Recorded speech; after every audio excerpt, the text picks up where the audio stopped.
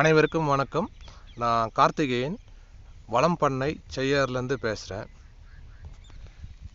இந்த காணொலியில் நிழல் விளைக்குடில் எப்படி சீரமைச்சோன்றதை பற்றி பார்க்கலாம். இந்த நிழல் விளைக்குடில் அரசாங்கம் மூலியமாக எங்களுக்கு பெறப்பெற்ற ஒன்று. நடுவில் வந்த புயலில் இதெல்லாம் பிஞ்சிருச்சு. இது நாங்கள் போட்டு கிட்டத்தட்ட ஒரு 1.5 மாதத்துலேயே எல்லாமே பிஞ்சிருச்சு. ஸோ நான் அதுக்கப்புறமா கேட்டப்போ இது மொத்தமாக தான் எடுத்துட்டு ஃபுல்லாகவே பண்ணணுன்ற மாதிரி சொல்லிட்டாங்க. ஸோ நாங்களும் பல பேர்கிட்ட விசாரித்து இதுக்கு எந்த மாதிரி பண்ணலான்லாம் ரொம்ப நேரம் விசாரித்தோம். என்னுடைய நண்பர் சிவா அசோக் நர்சரி சீனின்றவரை ரெக்கமெண்ட் பண்ணார். ஒரு சீனின்றவர் இந்த ப்ரொஃபைல்ஸையும் ஸ்ப்ரிங்ஸையும் வச்சு இதை பண்ணிடலாம். ஸோ அப்படி பண்ணால் நடுவில் இருக்கிறது ஏதாவது கிழிஞ்சாலும் அந்த பார்ட்டை மட்டும் எடுத்து மாற்றிக்கலான்னு சொன்னார். அதை பற்றி இதில் விரிவாக பார்க்கலாம். ஸோ இப்போ இங்கே பார்த்துட்ருக்கீங்களா, இதுதான் ஸ்ப்ரிங்கு. ஸோ இந்த பக்கம் சேனல் மாதிரி இருக்குது பார்த்தீங்களா, இது ஒரு பேர் தான் ப்ரொஃபைலர். ஸோ இதை நம்ம பைப் மேலே வச்சு ஸ்க்ரூ பண்ணணும். ஸோ அதுக்கான ஸ்க்ரூலாம் வந்துருச்சு.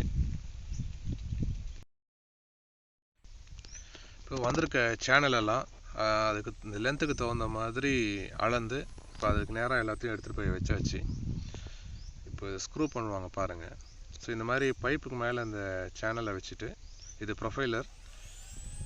ஸோ இந்த மாதிரி ஸ்க்ரூ பண்ணிடணும்.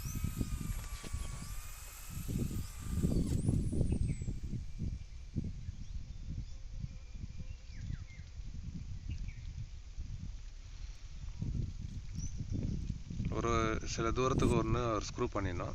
இப்போ அது பண்ணதுக்கப்புறமா இந்த மாதிரி இருக்கும். இந்த ப்ரொஃபைலரை ஃபுல்லாக மேல் பக்கம் எல்லாத்தையும் ஸ்க்ரூ பண்ணியாச்சு. இப்போ இந்த ஷேட் நெட் இந்த அளவுக்காக வாங்கிட்டு வந்திருக்கோம், 13 அடின்ற மாதிரி. அதை எப்படி இழுத்து வச்சு அந்த ஸ்ப்ரிங் போடுறாங்கன்றதை பார்க்கலாம். ஸோ இப்போ இந்த நிழல் வலையை வச்சுட்டு இந்த ஸ்ப்ரிங்கை பாருங்களேன், இதை உள்ளே வச்சு டைட் பண்ணிவிடுவாங்க. ஸோ இது அந்த வலையை நல்லா இழுத்து பிடிச்சிக்கும். அதுக்கப்புறமா ஒரு பக்கம் நல்லா இழுத்து ரெண்டாவது ஸ்ப்ரிங்கை மாட்டணும். இந்த ஸ்ப்ரிங் இப்படி தான் இருக்கும். நிழல் லைட் போடும்போது மண்ணில் தான் புதைச்சிருந்தாங்க. இப்போ நம்மளுக்கு ரொம்ப டைட்டாக வேணும் அப்படின்றதுனால கீழ்ப்பக்கத்துக்கு பைப்பு வாங்கி அதை சுற்றிலும் வெல்டு பண்ணியிருக்கோம். ஸோ இதுலேயும் ப்ரொஃபைலரை அடித்து இந்த ஸ்ப்ரிங் போட்டு டைட் பண்ணிவிடுவோம். ஒரு வலையை முடிச்சதுக்கப்புறமா அடுத்த வலையை ஆட் பண்ணுறாங்க.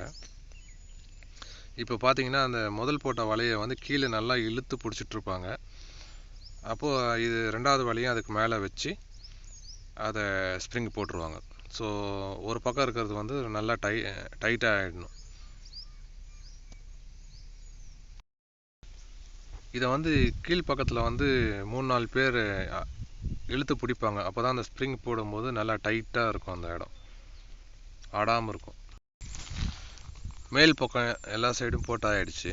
ஸோ இது பாருங்கள் எப்படி இருக்குன்ட்டு. இப்போ பக்கவாட்டத்துலேயும் கீழ் பக்கத்துக்கும் இந்த ப்ரொஃபைலரை வச்சு ஸ்க்ரூ பண்ணுறாங்க.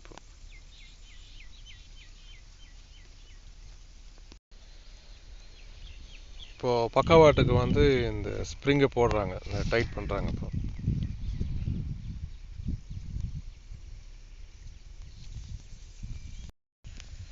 எல்லா பக்கமும் இழுத்து கட்டியதுக்கப்புறம் இந்த கீழ்ப்பக்கம் பைப்லேருந்து எக்ஸஸாக இருக்கும் கொஞ்சம் வலை, அதை இந்த மாதிரி கட் பண்ணி எடுத்துட்டு அதை மண்ணில் புதைக்கணும்.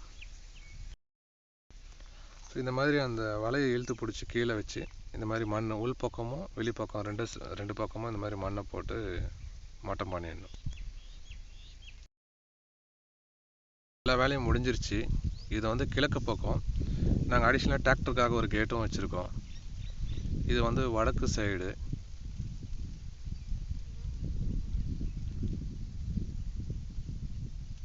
இது மேற்கு சைடு.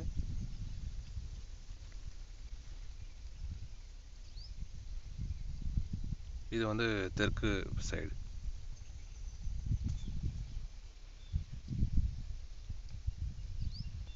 இப்போ இதில் பார்த்தீங்கன்னா எங்களோட மினி டிராக்டர் வந்து உள்ளே போகிற மாதிரி இந்த கேட் அடிஷ்னலாக நாங்கள் செஞ்சு வச்சுக்கிட்டோம்.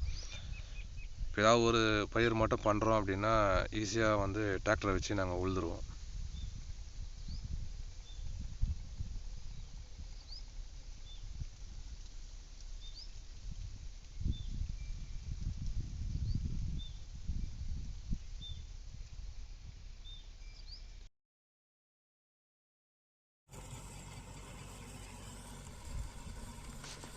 ஸோ டிராக்டர் இப்போ உள்ளே போய் உழுதுட்டுருக்கு.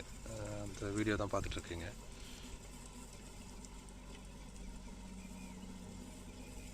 ஸோ இது வந்து வேலை கொஞ்சம் சுலபமாக முடிஞ்சிடும் எங்களுக்கு, மொத்தமாக டிராக்டர்லேயே வச்சு பண்ணுறதுனால.